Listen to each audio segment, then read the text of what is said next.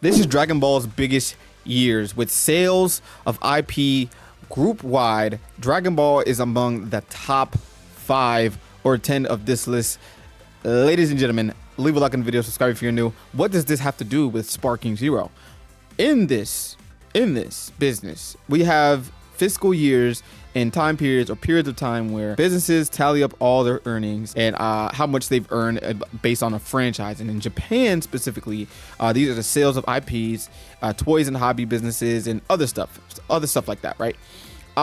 Dragon Ball, it's still holding its own with whopping 188 billion yen. That is a lot of money being brought in to Dragon Ball. And again, like I said, what does this have to do with SparkingZero?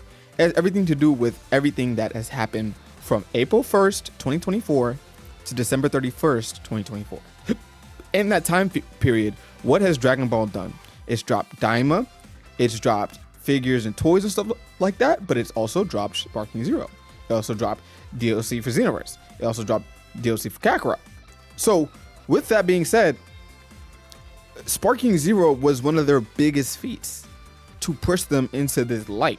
So again, how I want to express this is that just because, again, you think it flopped doesn't mean that that's the case, because clearly here we see that the franchise as a whole is still thriving, and this is expected to be their highest earning year ever, with SparkingZero and Daima being on the forefront. And we both know that those two have been getting hate since they've dropped.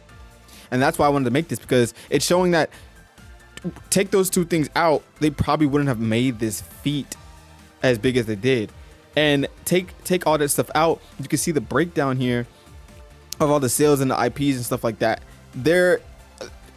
It seems to be a lot of what it is, like gaming and merchandise and stuff like that. So all of that encompasses it. All of the games that they make for Bandai, all that good stuff for Dragon Ball, anything Dragon Ball related, all of that ties into it.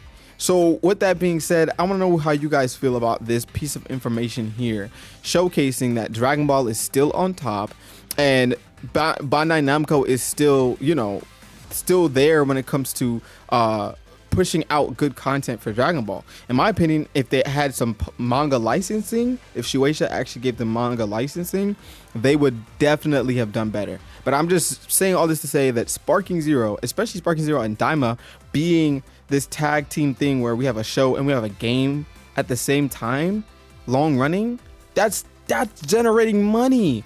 As Dragon Ball fans are eating right now. We have Dragon Ball anime going on, and we have a game.